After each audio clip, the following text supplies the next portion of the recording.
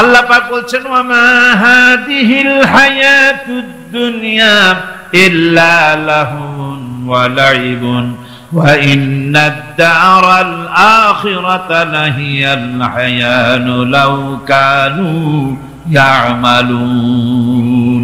এই দুনিয়া হচ্ছে নিছক খেল তামাশা, এটা আর কিছুই নয়। জীবনের প্রকৃত আবাসস্থল হচ্ছে আখিরাত। এই দুনিয়া একটা মোহ, এই মোহের পেছনে মানুষেরা ঘুরছে, বিবি বাল বাচ্চা এর পেছনে ঘুরছে। অথচ এই বিবি বাল বাচ্চা কিয়ামতের দিন মুসিবত হয়ে দাঁড়াবে মানুষের জন্য। একটা মোহর মধ্যে মানুষ পড়ে আছে, খেল তামাশার ভিতরে পড়ে আছে। আল্লাহ পাক বলছেন কুল মাতাউদ দুনিয়া কালিলুন ওয়াল আখিরাতু খায়রুল লিমান ইত্তাকা। বলো দুনিয়ার সমস্ত সম্পদ খুবই নগণ্য, আর যে ব্যক্তি পরকালকে বিশ্বাস করে, পরকালের কামনা করে, সেই খোদাভীরু লোকদের জন্য পরকাল হচ্ছে প্রকৃত আবাসস্থল। সেই জায়গাটাই হলো আসল জায়গা। ওই জায়গার জন্য কিছু তৈরি করতে হবে। কোরআনে কারিমে রব্বুল আলামিন বলছেন আরাদিতুম বিল হায়াতিদ দুনিয়া মিনাল আখিরাহ ফামা মাতাউদ দুনিয়া ফিল আখিরাতি ইল্লা কলিল। তোমরা কি পরকালের জীবনের বিনিময় এই দুনিয়ার জীবনটাই বেশি পরিতুষ্ট হয়েছে? অথচ দুনিয়ার জীবনের সুখ সম্পদ তো পরকালের তুলনায় খুবই নগণ্য। পরকালের সুখ অনেক বেশি, পরকালের দুঃখটা অনেক বেশি, সুখটাও অনেক বেশি। পরকালটা স্থায়ী, সুতরাং দুনিয়ার মোহে না পড়ে পরকালের জন্য জীবনটাকে পরকাল ভিত্তিক জীবন তৈরি করো। আল্লাহ পাক বলছেন ফাম্মা মান তাগা ওয়া আসারাল হায়াতাদ দুনিয়া ফাইন্নাল জাহিমা হিয়াল মাওয়া।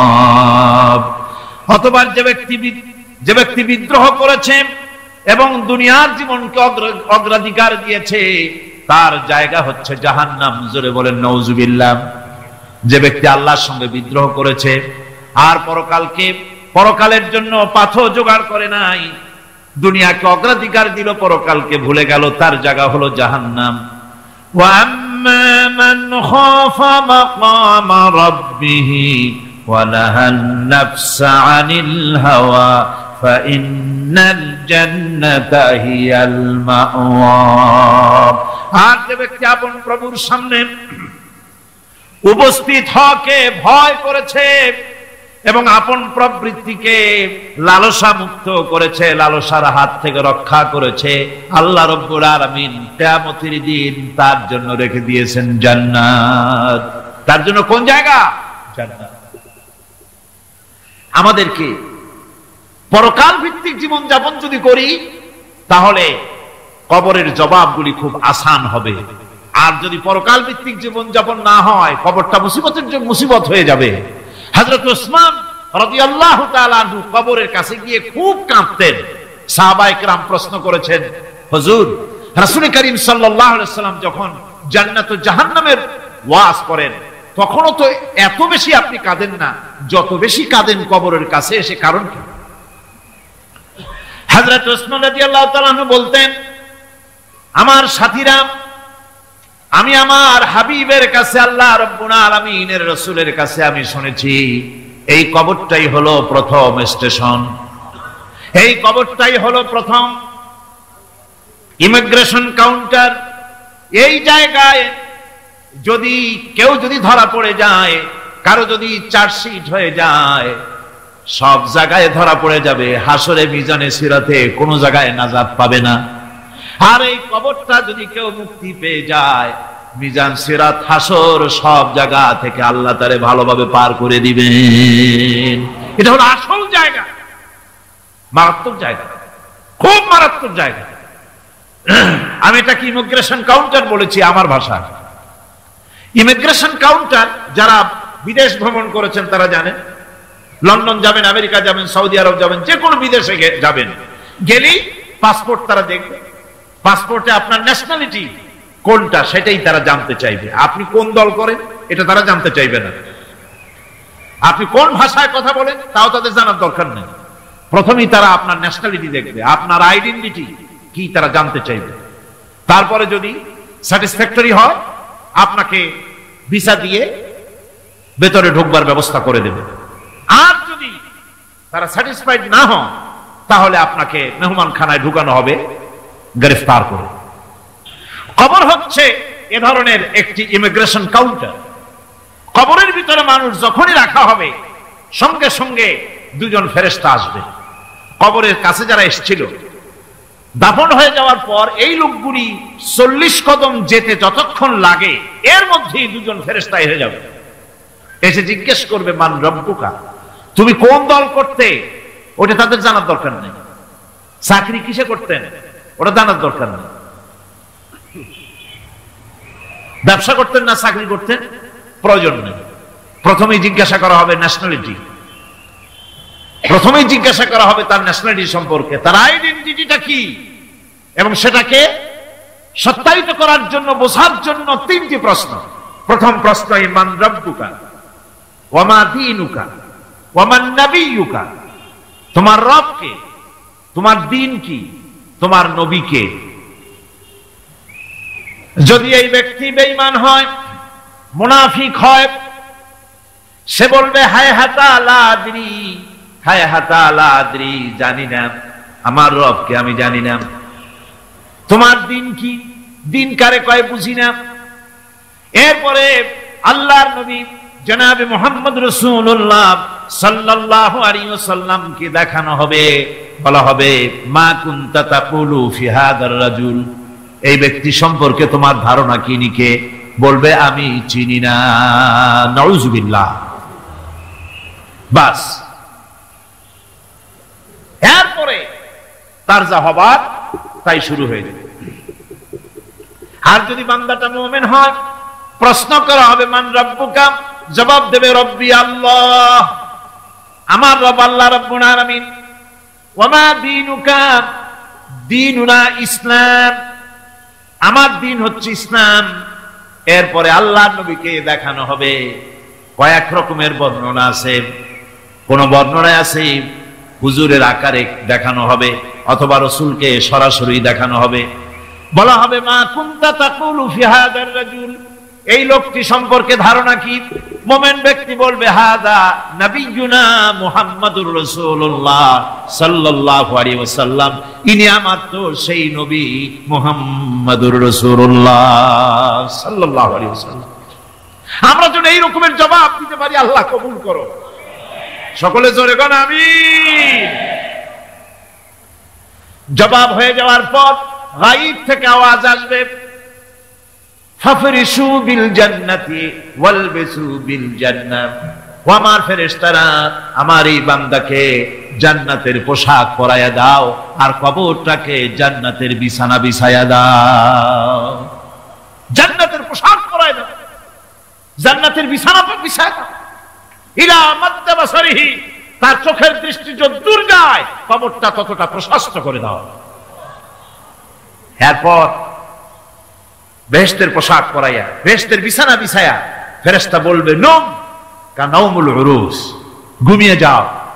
দুলামিয়া যেমন বাসর সজ্জায় নতুন বউ নিয়ে আরামে ঘুমায়, এরকম আরামে ঘুমায় যাও। ইলা ইয়াউমিল কিয়ামা, কিয়ামত পর্যন্ত ঘুমায় যাও, আরামে ঘুমিয়ে থাকবে। এরপরে সিংগায় ফুৎকার হবে, সিংগার ফুৎকারের আওয়াজে তার ঘুম ভেঙে যাবে।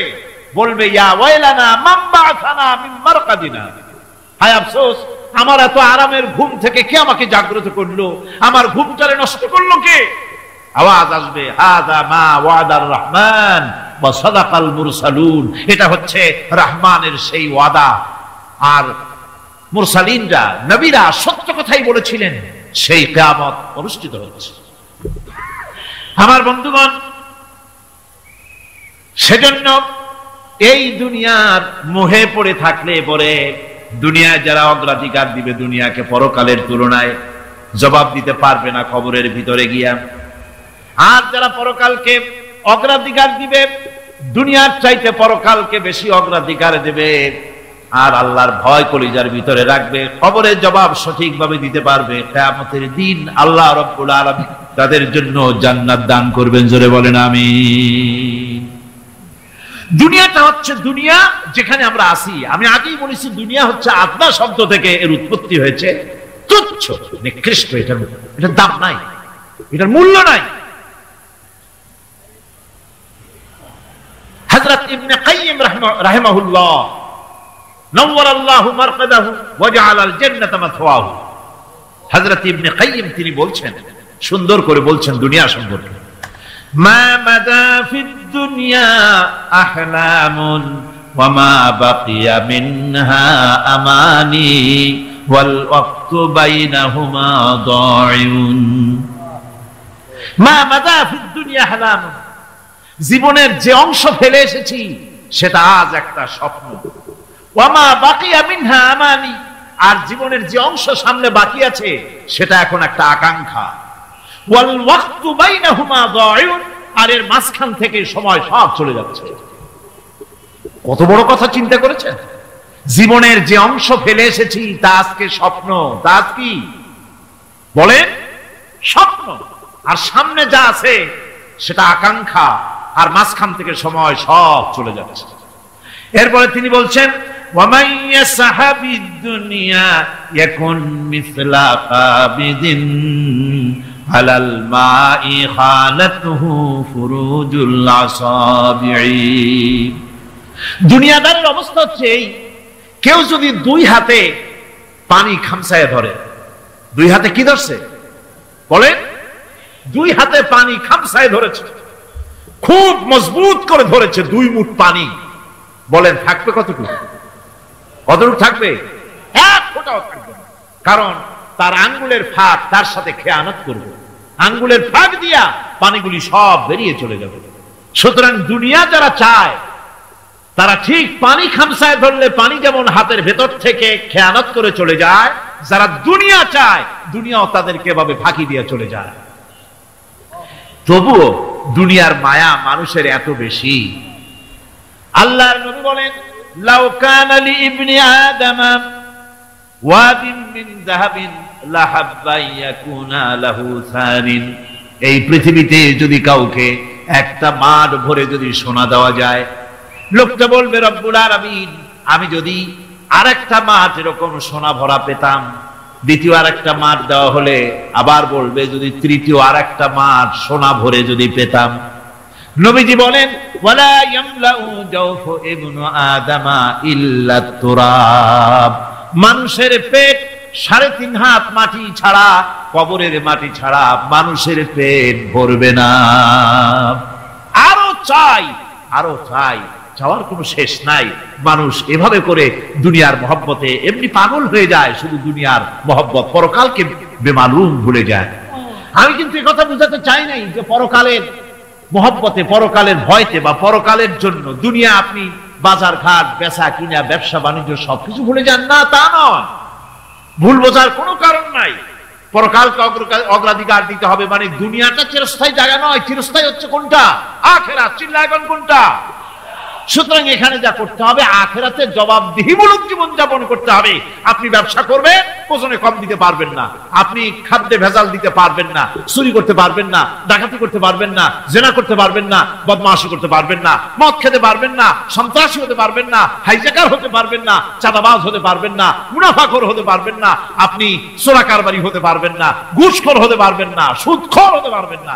এই সব কাজ পরকালকে বিশ্বাস করলেই এ সমস্ত কাজ থেকে মানুষ বিরত থাকতে পারে। কথা ঠিক কিনা? এটাই হচ্ছে। সুতরাং এই পৃথিবী থাকবে না, এটা কি চিরকাল থাকবে না? এর একটা পরিসমাপ্তি ঘটবে। যেমন করে সারা বছর লেখাপড়া করার পর কলেজে, বিশ্ববিদ্যালয়, মাদ্রাসায়, হাই স্কুলে, সব জায়গায় সারা বছর লেখাপড়া করার পর যেমন পরীক্ষা দেওয়ার একটা দিন আসে, সারা বছর ব্যবসা করার পর হিসাব নিকাশ করার যেমন একটা সময় আসে, সারা মাস চাকরি করার পর বেতন পাওয়ার যেমন একটা দিন আসে, সারা জীবন চাকরি করার পর পেনশন পাওয়ার যেমন একটা সময় আসে, অনুরূপ ভাবে এই দুনিয়া যেদিন শেষ হয়ে যাবে, আল্লাহ নির্ধারিত সময় শেষ হয়ে যাওয়ার পর একটা সময় আসবে যখন আল্লাহ রাব্বুল আলামিন সব শেষ করে দিবেন, লন্ডভন্ড হয়ে যাবে, কিছুই থাকবে না। কোরআনে কারিমে আল্লাহ সব বলেছেন, কোরআনে সব আল্লাহ বলে দিয়েছেন। আল্লাহ পাক বলেন এই পৃথিবীর সব কেমন ভাবে ধ্বংস হবে তার চিত্র আল্লাহ পাক কোরআনে কারিমে তুলে ধরেছেন। ইযাস সামাউ ফাতারাত ওয়া ইযাল কাওয়াকিবু তাসারাত ওয়া ইযাল বিহারু ফুজ্জিরাত ওয়া ইযাল কুবুরু বু'সিরাত। যখন আকাশসমূহ দীর্ঘ বিদীর্ণ হয়ে যাবে, তারকাগুলি বিক্ষিপ্ত হয়ে ছিটকে পড়বে, আর সমুদ্রগুলি উচ্ছ্বসিত হয়ে পড়বে, কবরগুলি সব তার ভেতরে যা আছে উদ্গীরণ করে দেবে, তারকাগুলি স্থিমিত হয়ে যাবে। এরপরে সমস্ত আকাশগুলি কাতাইয়িস সিজিল্লিল কুতুব, কিতাবের পৃষ্ঠার মতো একটার পরে একটা ঠাস ঠাস করে পড়তে থাকবে, চূর্ণ বিচূর্ণ হয়ে ভেঙে চুরে একাকার হয়ে যাবে। পাহাড়গুলিকে উড়িয়ে দেওয়া হবে, চন্দ্র এবং সূর্য একাকার হয়ে। আল্লাহ রাব্বুল আলামিন বলেন ফাইদা বারিকাল বাসার ওয়া খাসাফাল কমার ওয়া জুমিআশ শামসু ওয়াল কমার। চক্ষু যখন বিস্ফারিত হয়ে যাবে, চাঁদ যখন তার আলো হারিয়ে ফেলবে, সূর্য যখন তার আলো হারিয়ে ফেলবে, চাঁদ আর সূর্য সব একাকার হয়ে যাবে, সেই সময়ের অবস্থাটা কি চিন্তা করো। মানুষ হয়রান হয়ে দৌড়াদৌড়ি করবে।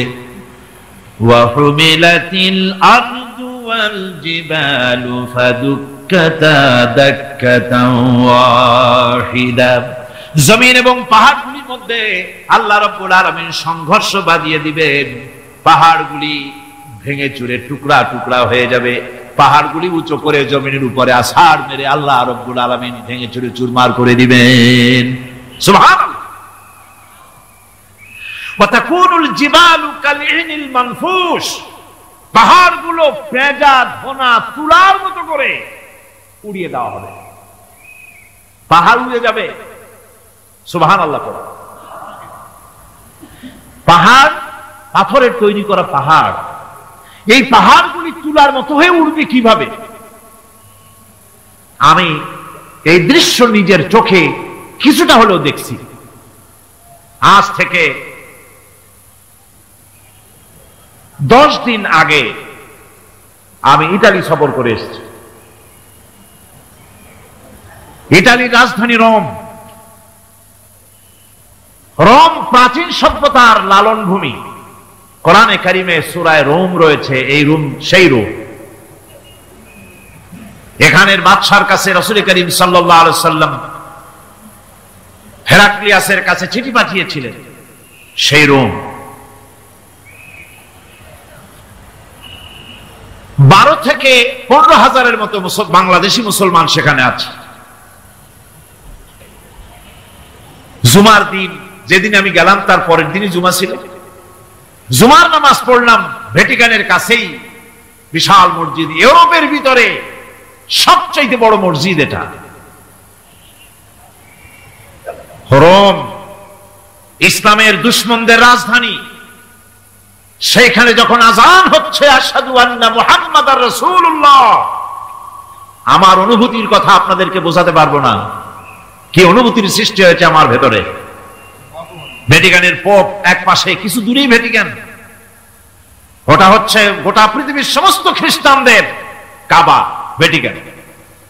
তার পাশেই বিশাল মসজিদ, সেখানে নামাজ পড়লাম। চিন্তার ভেতরে আসলো আল্লাহ রাব্বুল আলামিন তার হাবিবের নাম, তার তাওহীদ, তার রিসালাতকে কিভাবে বিশ্বময় ছড়িয়ে দিলেন। আবু জাহেল চাইছিল মুহাম্মদ সাল্লাল্লাহু আলাইহি ওয়াসাল্লামকে স্তব্ধ করে দেবে মক্কার জীবনেই।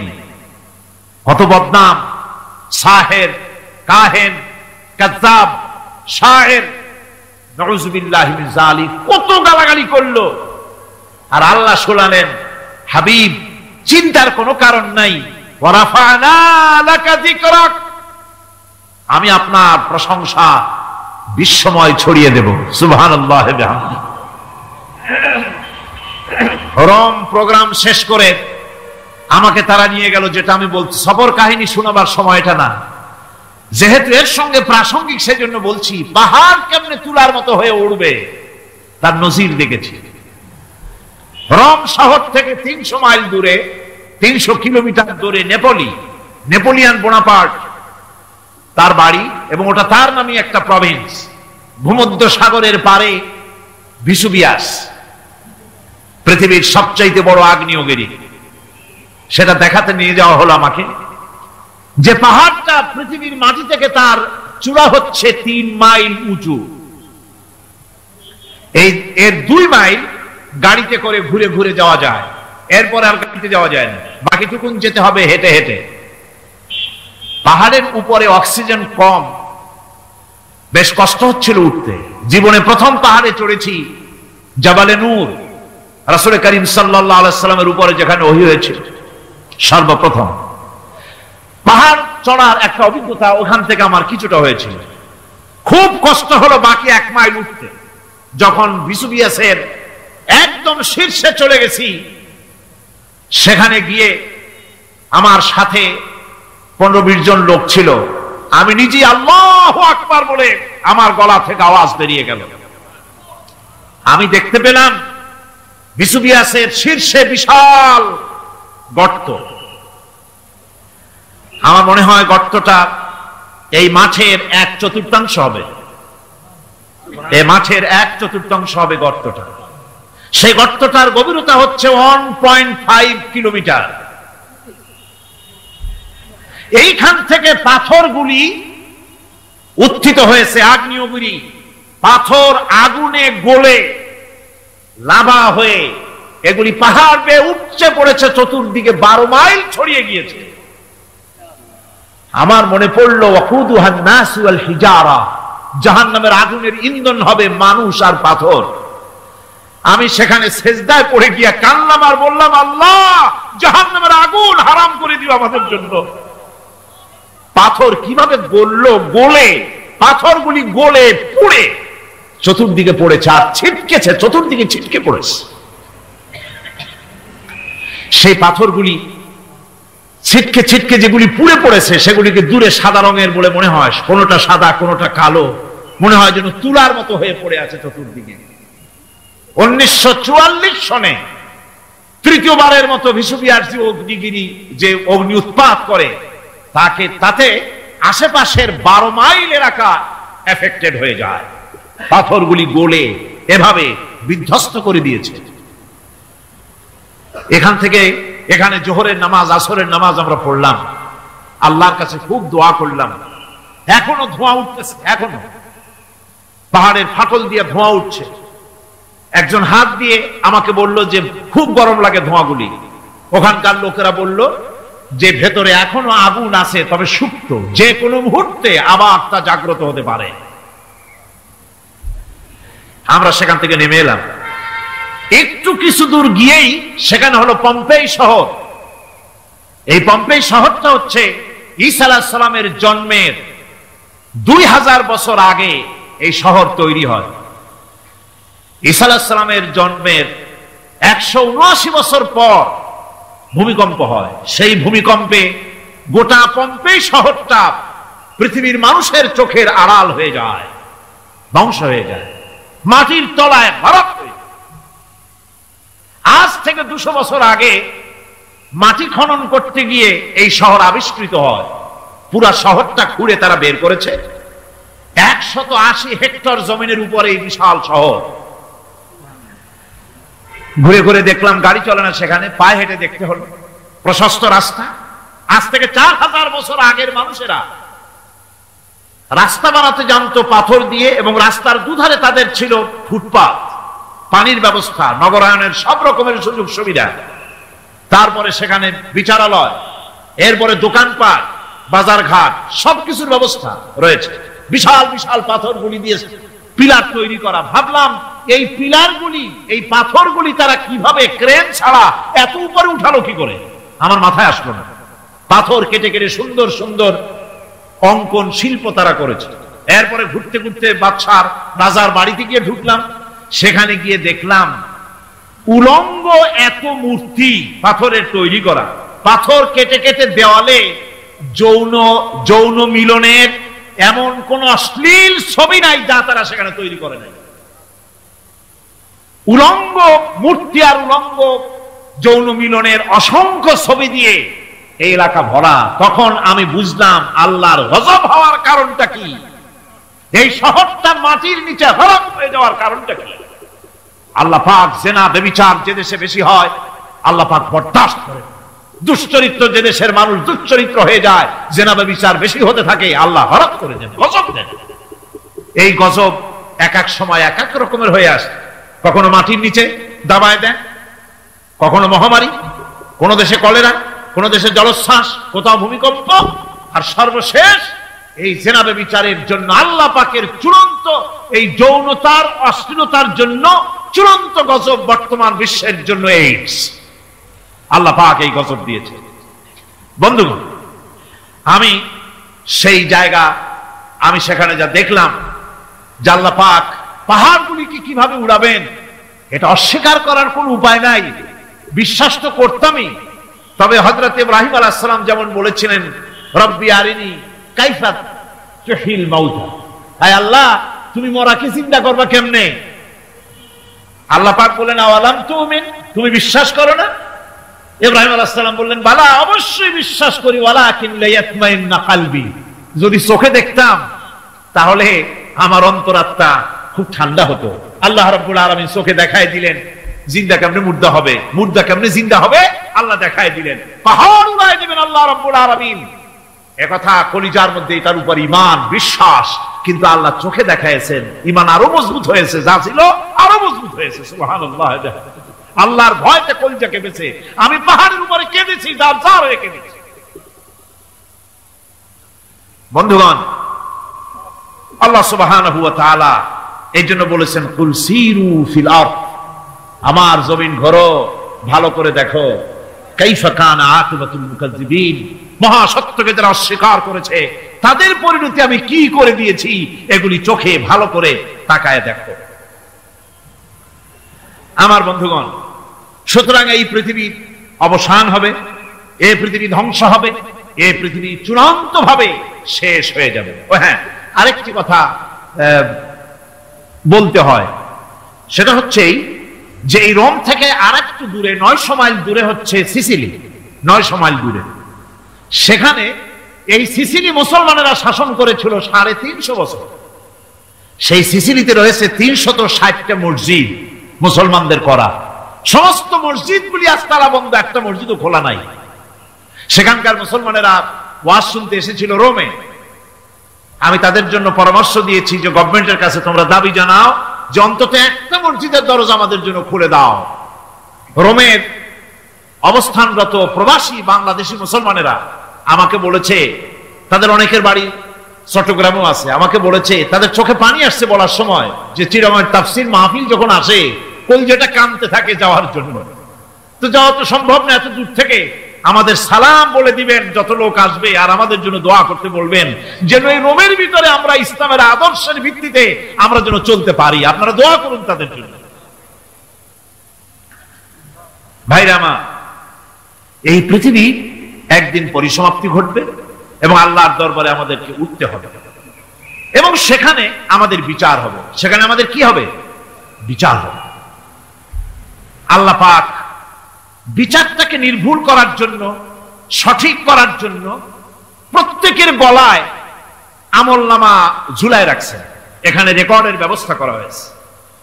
আল্লাহ পাক বলছেন ওয়া কুল্লা ইনসানিন আলজামনাহু তাইরাহু ফি উনুকিহি ওয়া নুখরিজু লাহু ইয়াওমাল কিয়ামাতি কিতাবান ইয়ালকাহু মানশুরা।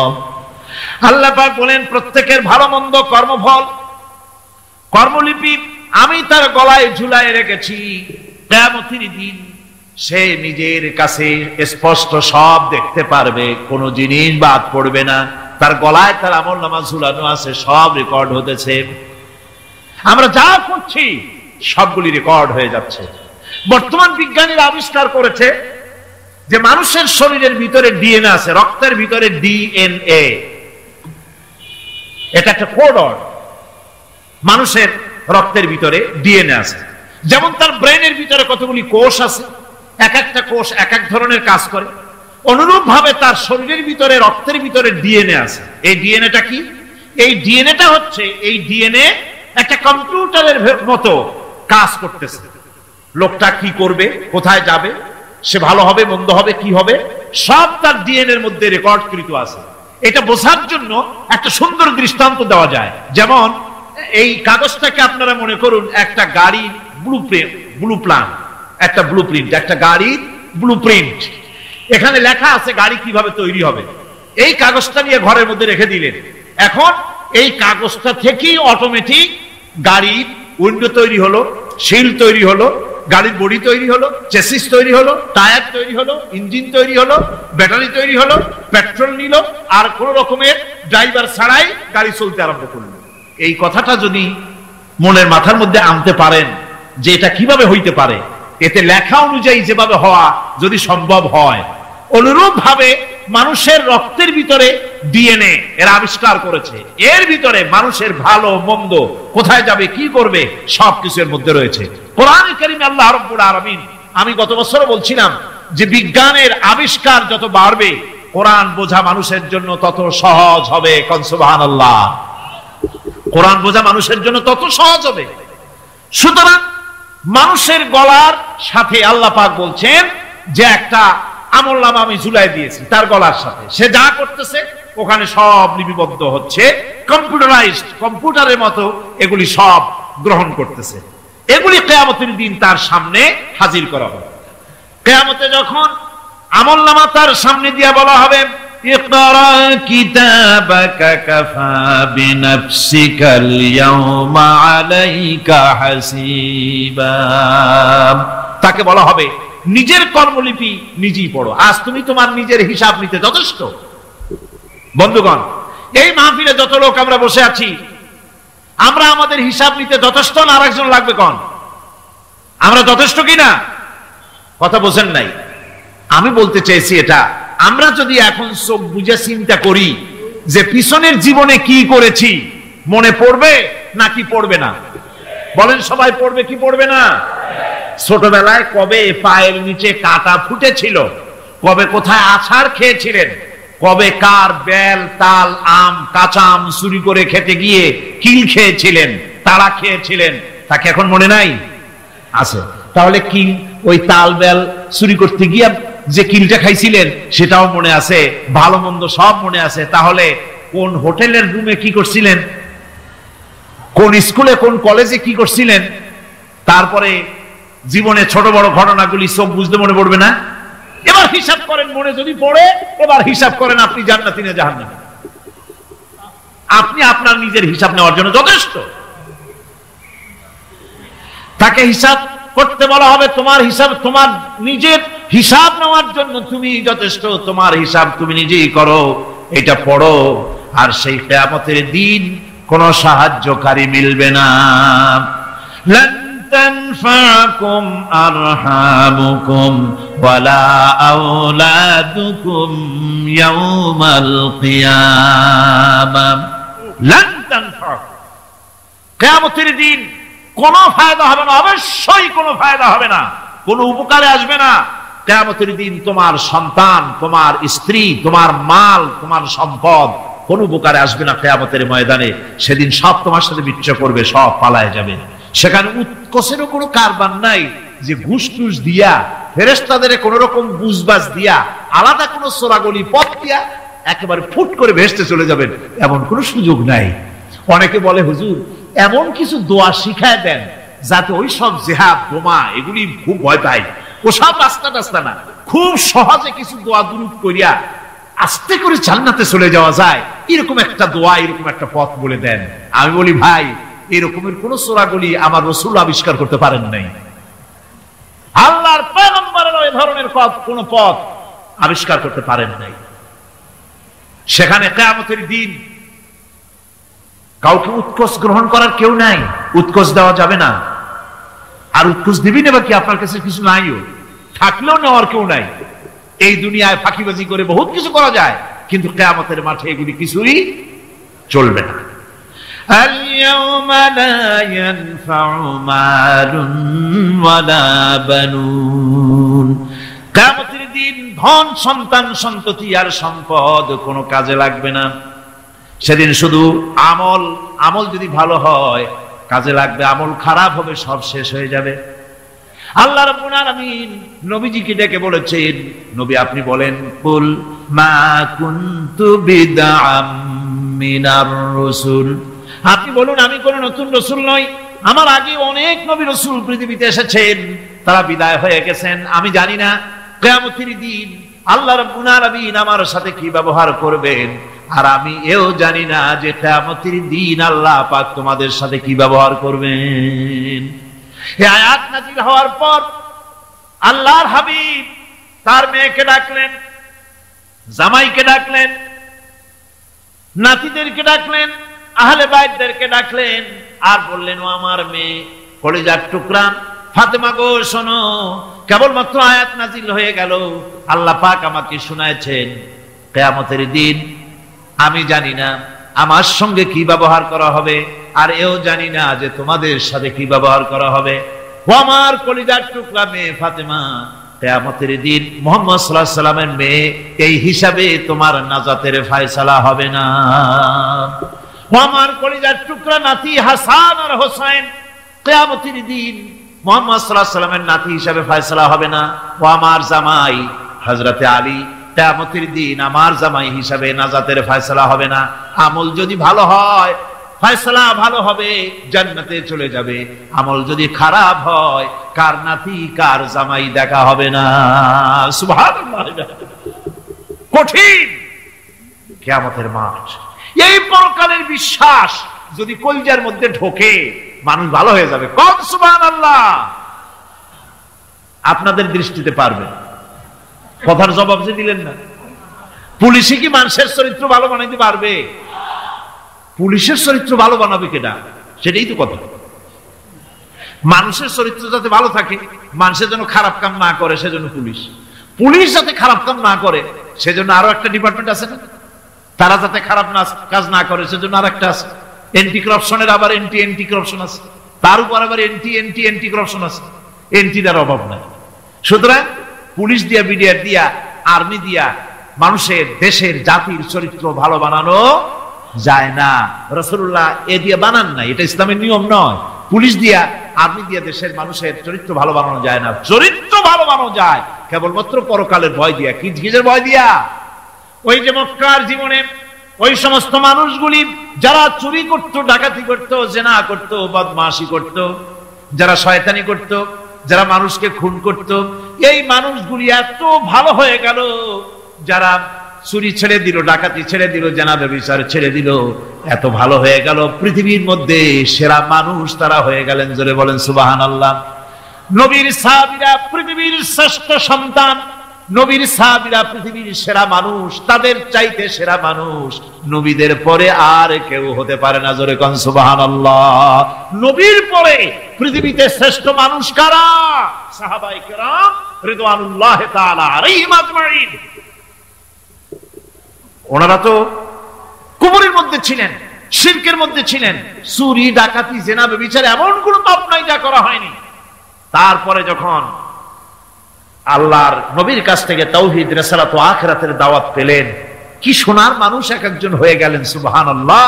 যারা ছিলেন নারীর সতীত্বের জম, তারা হয়ে গেলেন নারীর সতীত্বের পাহারাদার।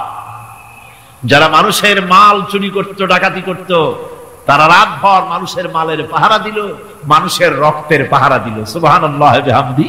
রক্ত সম্পদের পাহারা দিল। রাসূল বললেন, খায়রুল কুরুনে কারনি, সর্বশ্রেষ্ঠ যুগ তো আমার যুগ। বন্ধুগণ, এরপরে একটা জীবন আসবে ওই কিয়ামতের ময়দানে। এই পরকালের বিশ্বাসটা গুরুত্বপূর্ণ ব্যাপার, আমাদের সবকিছুর হিসাব দেওয়া লাগবে। আল্লাহ পাক বলেন, ইন্নাস সামআ ওয়াল বাসারা ওয়াল ফুআদা কুল্লু উলাইকা আনহু মাসউলা। নিঃসন্দেহে মানুষের শ্রবণ শক্তি, দর্শন শক্তি এবং তার অন্তঃকরণের কল্পনা সম্পর্কে আল্লাহ রাব্বুল আলামিনের কাছে জিজ্ঞাসিত হতে হবে। কান দিয়া কি করেছিলা, চোখ দিয়া কি করেছিলা, মুখ দিয়া কি করেছিলে, হাত দিয়ে কি করেছিলে, সবকিছুর জবাব আল্লাহ রাব্বুল আলামিনের কাছে দিতে হবে। সবটার জবাব দিতে হবে, কোনো কিছু বাদ যাবে না। এমনকি মনের ভিতরে যে কল্পনা আমরা করি, এই কল্পনার হিসাবও আল্লাহর দরবারে দিতে হবে। কোরআনে কারীম বলছেন, ওয়া ইন তুবদু মা ফি আনফুসিকুম আও তুখফুহু ইউহাসিবকুম বিহিল্লাহ। মনের ভিতরে তুমি যেটা কল্পনা করো সেটা প্রকাশ করো, অথবা তুমি গোপন রাখো, যাই তুমি করো না কেন আল্লাহ রাব্বুল আলামিন এর হিসাব তোমার কাছে নেবেন। ফায়াগফিরু লিমান ইয়াশা ওয়া ইউআযযিবু মান ইয়াশা ওয়াল্লাহু আলা কুল্লি শাইইন কাদির। মহান আল্লাহ পাক বলেন, করার পর তোমার মনের ভিতরে কি কল্পনা করেছিলে ওইটার হিসাব আমি নেব। হিসাব নেওয়ার পর যারে খুশি ক্ষমা করে দেব, যাকে খুশি শাস্তি প্রদান করব। সবকিছুর উপরে আল্লাহ রাব্বুল আলামিন শক্তিমান, সব তিনি করতে পারেন, সমস্ত কুদরত রয়েছে তার। সুতরাং মানুষদেরকে, আল্লাহর বান্দাদেরকে বিশ্বাস করতে হবে যে আমার কোনো কথা বাদ যাবে না। কথাগুলি রেকর্ড হচ্ছে, কথা রেকর্ড হচ্ছে। আমি যে ওয়াজ করতেছি এই কথাগুলি রেকর্ড হচ্ছে নাকি হচ্ছে না? অনেক টেপ রেকর্ডার রেকর্ড হচ্ছে, অডিও ভিডিও হচ্ছে। আজ থেকে 50 বছর পর যদি এই রেকর্ড বাজানো হয়, আমাকে যদি বলা হয় যে আপনি অমুক জায়গায় অমুক কথা বলেছেন, আমি যদি বলি না আমি কথা বলিনি, তারপরে যদি রেকর্ড বাজানো হয়, তাহলে আমি কথা যে বলি নাই যদি বলি, তাহলে এটা ধরা পড়বে না? সেখানে ধরা পড়বে না? তাহলে এই মানুষের কথা প্লাস্টিকের ফিতায় রেকর্ড করে 50 বছর, 100 বছর, 200 বছর, 500 বছর যদি প্লাস্টিকের ফিতায় এটাকে চলচ্চিত্র করে অথবা টেপ রেকর্ডারে করে যদি ধরে রাখা যায়, এই বুদ্ধিটা কে দিলেন কত দেখি? সবাই কন্যা এই বুদ্ধিটা দিলেন কে? যে আল্লাহ রাব্বুল আলামিন মানুষের মাথায় বুদ্ধি দিলেন, যার দ্বারা সে মানুষের কথাবার্তা অ্যাক্টিভিটি সব ধরে রাখতে পারে। সে আল্লাহ রাব্বুল আলামিন বুঝি আপনার আমার কথা এবং আপনার আমার অ্যাক্টিভিটিস কে তিনি বুঝি ধরে রাখতে পারবেন না কিয়ামত পর্যন্ত? পারবেন কিনা? সেজন্য রাব্বুল আলামিন বলেন, মা ইয়ালফিযু মিন কাওলিন ইল্লা লাদাইহি রাকীবুন আতীদ। সমস্ত কথা রেকর্ড হচ্ছে। সুবহানাল্লাহ কোন জোরে! সমস্ত কথা রেকর্ড হচ্ছে, একটা কথাও বাদ যাবে না। মুখ আছে বলেই কথা বলবেন তা না, হিসাব করে কথা বলতে হবে। গীবত গাওয়া যাবে না, মিথ্যা কথা বলা যাবে না, মিথ্যা ওয়াদা করা যাবে না। মিথ্যা ওয়াদার তো মৌসুম এসে গেছে, কি কোন বোঝেন কথা? হ্যাঁ, মিথ্যা ওয়াদার মৌসুম এসে গেছে। এখন মৌসুমে বাহার, মিথ্যা বলার। কত সুন্দর সুন্দর ওয়াদা, সোনা দিয়া রাস্তা বানায় দেব।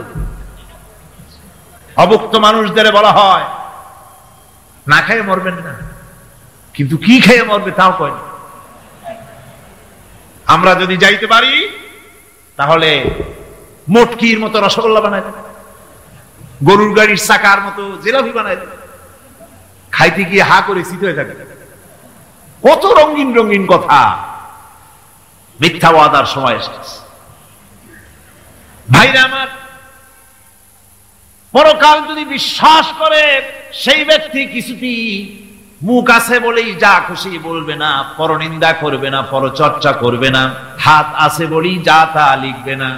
ঘটনা হইল একটা, লিখলো আর একটা। কলম একটা আছে বলেই যা খুশি তা লেখা যায় না, মুখ আছে বলেই যা খুশি তা বলা যায় না, চোখ আছে বলেই যা খুশি তা দেখা যায় না। গরু খাওয়া জায়েজ করা হয়েছে বলে গরুর লেজ থেকে মাথা পর্যন্ত পাইকারি দরে সব খাওয়া যায় না। গরু খাওয়া হারাম না হালাল? হালাল। পাইকারি দরে লেজ থেকে মাথা পর্যন্ত সব খাওয়া হালাল না। ওর মধ্যে আল্লাহ কিছু হারাম রেখে দিছে, সেগুলোকে বাইসে খাইতে হবে। আল্লাহ দেখতে চান পাইকারি দরে জমের খাওয়া খাও না আমার হারাম গুলি বাদ দিয়ে খাও, নিষেধ করা গুলি বাদ দিয়ে খাও। মুখ আছে বলেই যা খুশি তা বলা যাবে না, কান আছে বলেই যা খুশি তা শোনা যাবে না, চোখ আছে বলেই যা খুশি তা দেখা যাবে না, হাত পা আছে বলেই যা খুশি তা করা যাবে না। সবটার পেছনে আল্লাহ রাব্বুল আলামিনকে ভয় করা লাগবে। মহান আল্লাহ রাব্বুল আলামিন বলে, বান্দারে তোমার সমস্ত কার্যাবলী এমনকি তোমার চাহনিটা পর্যন্ত কার দিকে কি নিয়তে তাকায়ছো কেউ জানে না, আমি আল্লাহ রাব্বুল আলামিন জানি। ওয়ায়ালামু খায়নাতাল আয়ুনি ওয়া মা তুখফিস সুদূর। তোমার অন্তঃকরণ কি জিনিস গোপন করে আর তোমার চক্ষু কি লুকোচুরি খেলে আমি টের পাই। সুবহানাল্লাহ ওয়া বিহামদি। চশমার ফাঁক দিয়া কি দেখো, কারে দেখো, কি নজরে দেখো, সানগ্লাস পরিয়া কেউ ঠিক পায় না, আমি ঠিক পাই। সুবহানাল্লাহ, জোরে কান সুবহানাল্লাহ। সুতরাং চোখের নজরের হিসাব হবে, হাতের কাজের হিসাব হবে, পায়ের চলার হিসাব হবে, আপনার বলার হিসাব হবে, মুখে যা বলেছেন যা করেছেন, হাত পাও দিয়ে যা করেছেন সবকিছুর হিসাব হবে কিয়ামতের দিন। আল্লাহর দরবারে সবকিছু উপস্থিত হবে, কোনো জিনিস বাদ পড়বে না। ফামান ইয়ামাল মিসকালা যাররাতিন খায়রান ইয়ারা ওয়া মান ইয়ামাল মিসকালা যাররাতিন শাররান ইয়ারা। ছোট্ট একটা ভালো কাজ যদি করো তাও হাজির করা হবে সামান্যতম ভালো কাজও তোমার বাদ পড়বে না, আর ক্ষুদ্রতম কোন খারাপ কাজ করলে তাও উপস্থিত করা হবে, সব তোমার সামনে, কোনো জিনিস বাদ পড়বে না, সব দেখতে পাবে কিয়ামতের দিন। ভালো কাজটাও আর খারাপ কাজটাও আল্লাহর কাছে সেদিন আল্লাহ পাক মানুষের সামনে উপস্থিত করে দিবেন। আল্লাহ পাক বলছেন, সেদিন এই জমিন তার ভিতরে যা লুকায়িত ছিল জমিন সব বের করে দেবে। কান্নাহুম জারাদুম মুনতাশির। টিড্ডি ফড়িংগুলি পোকাগুলি মাটি থেকে যেমন বেরোয়, এ মাটির ভিতরে যা আছে কিয়ামতের দিন সব মাটি বের করে দেবে। ইযা যুলজিলাতিল আরদু জিলজালাহা ওয়া আখরাজাতিল আরদু আসকালাহা ওয়া ক্বালাল ইনসানু মা লাহা। এই জমিনকে ঝাঁকি মারা হবে প্রবল এক ঝাঁকুনি, প্রবল এক ঝাঁকুনিতে এই পৃথিবীর মধ্যে যা কিছু আছে সব বেরিয়ে যাবে। সুবহানাল্লাহ কইতে ইচ্ছা করে না মিয়ারা? এক ঝাঁকুনিতে পৃথিবী সব বের করে দেবে। মানুষ হয়রান হয়ে বলবে, কি হয়েছে, এ মাটির হলোটা কি? আমার বন্ধুগণ, মানুষ হয়রান হয়ে গিয়ে বলবে মাটির কি হলো? আল্লাহ রাব্বুল আলামিন বলেন, ইয়াউমাইযিন তুহাদ্দিসু আখবারাহা বিআন্না রাব্বাকা আওহা লাহা। জমিনের উপরে যা ঘটেছে জমিন তা সব বের করে দেবে, সব প্রকাশ করে দেবে। আর এটা এই জন্য হবে যেহেতু তার রবের হুকুম হয়েছে, তার রব হুকুম করেছে বের করে দে।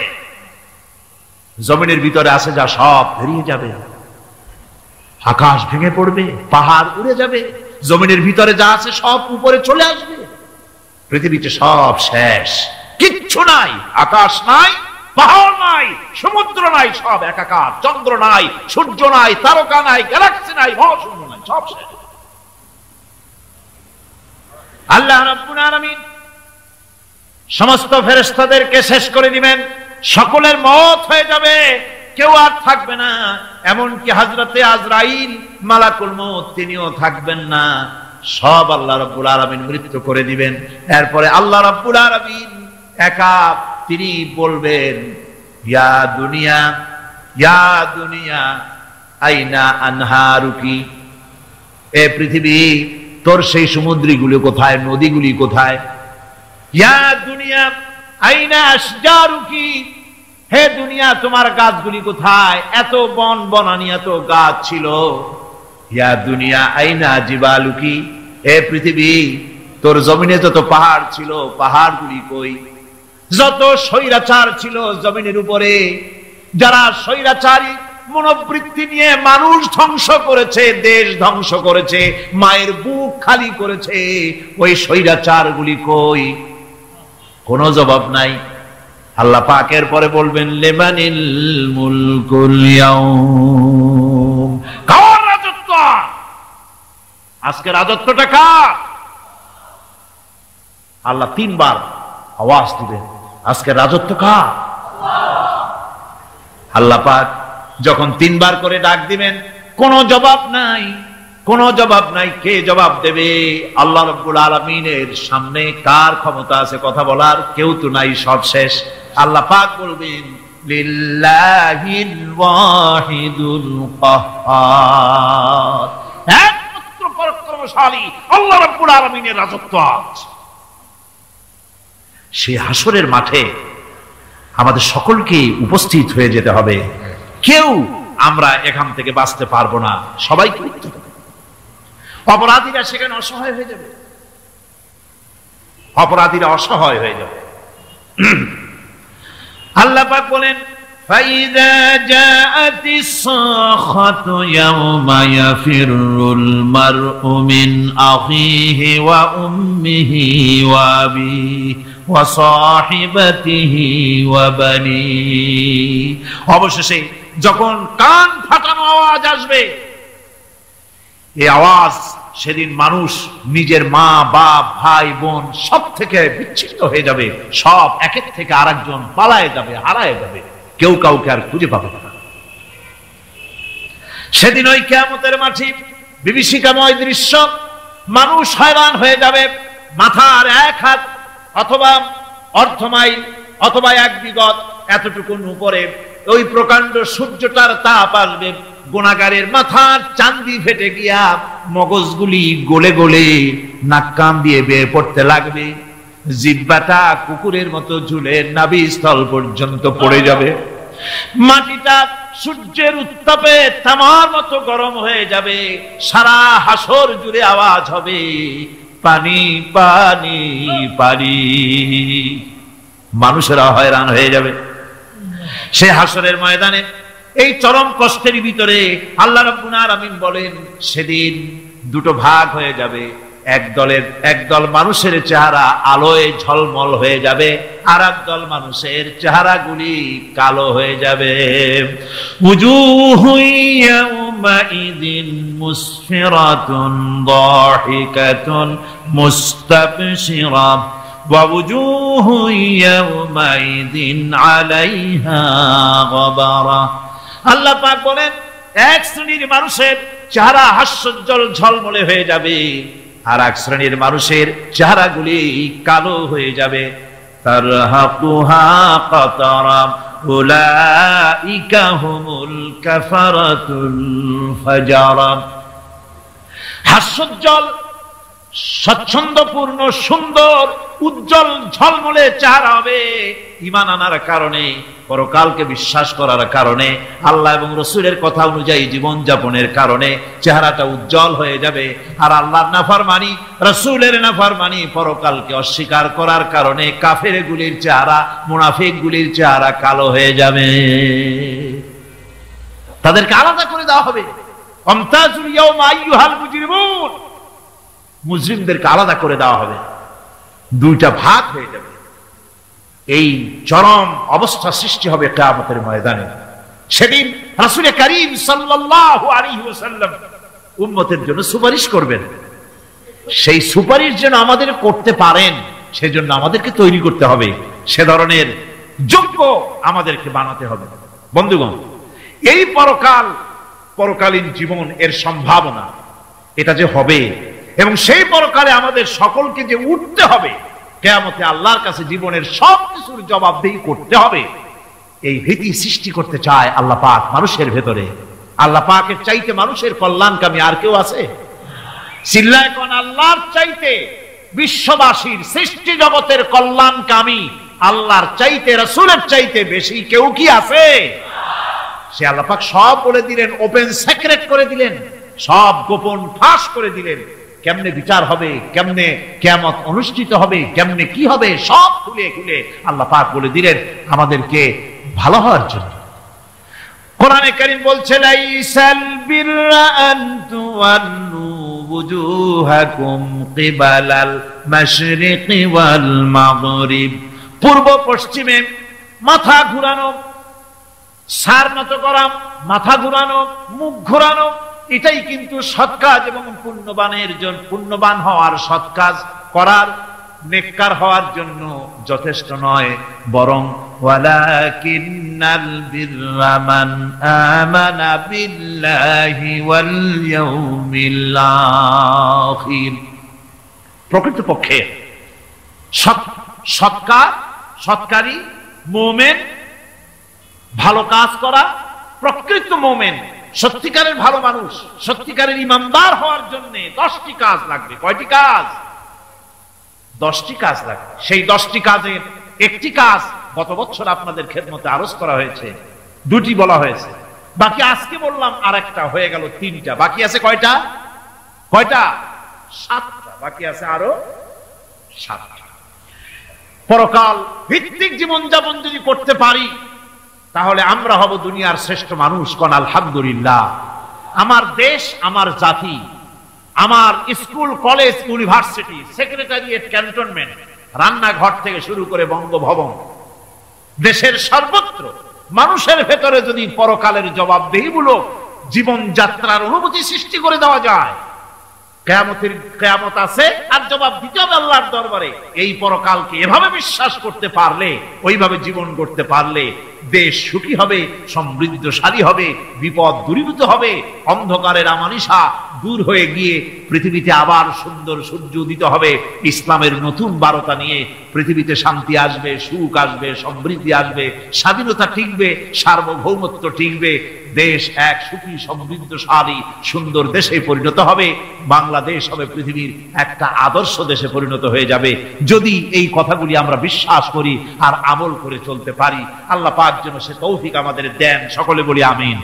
সকলে কোন আমিন। মুনাজাত হবে, দাঁড়ানো ভাইরা বসে, মুনাজাত হবে, দাঁড়ানো ভাইরা সকলে বসে। আল্লাহুম্মা ربنا ظلمنا أنفسنا وإن لم تغفر لنا وترحمنا لنكونن من الخاسرين ربنا لا تزغ قلوبنا بعد إذ هديتنا وهب لنا من لدنك رحمة إنك أنت الوهاب।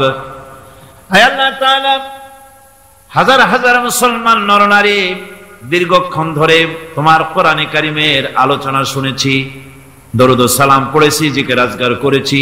মেহেরবানি করে সওয়াবটুকুন জনাবে মুহাম্মদুর রাসূলুল্লাহ সাল্লাল্লাহু আলাইহি ওয়াসাল্লামের রূহ মুবারকে পৌঁছায় দাও। আল্লাহ তাআলা, तमाम পৃথিবীর মাটির নিচে যত মুমিন মুমিনাত শুয়ে আছেন তাদের আরওয়ার পরে সওয়াব পৌঁছায় দাও। রব্বুল আলামিন, আমাদের মধ্য থেকে মা বাপ যাদের দুনিয়া থেকে বিদায় হয়ে গেছে, কবরগুলিকে জান্নাতের টুকরা বানায়া দাও। রব্বিরহামহুমা কামা রব্বায়ানি সগীরা। সকলে পড়েন রব্বিরহামহুমা কামা রব্বায়ানি সগীরা। আয় আল্লাহ তাআলা, আমাদের পীর মুর্শিদ, আমাদের উস্তাদ, আমাদের ভাই বোন, আত্মীয় স্বজন যার যা মারা গেছে সকলকে ক্ষমা করে দাও। গোটা পৃথিবীতে আজকে যত মুসলমান বেঁচে আছেন সমস্ত মুসলমানদের গুনাহ খাতা মাফ করে দাও। সমস্ত মুসলমানদেরকে এক বানায় দাও, নেক বানায় দাও। মুসলমানদের জিন্দেগির গুনাহ খাতা মাফ করে দাও।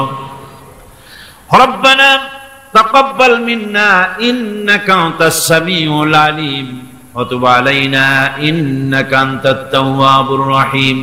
সুবহান রাব্বিকা রাব্বিল ইজ্জাতি আম্মা ইয়াসিফুন ওয়া সালামুন আলাল মুরসালিন আলহামদুলিল্লাহি রাব্বিল আলামিন। ওয়াজআল আখিরা কালিমাতিনা ইনদাল মাউত লা ইলাহা ইল্লাল্লাহু মুহাম্মাদুর রাসূলুল্লাহ।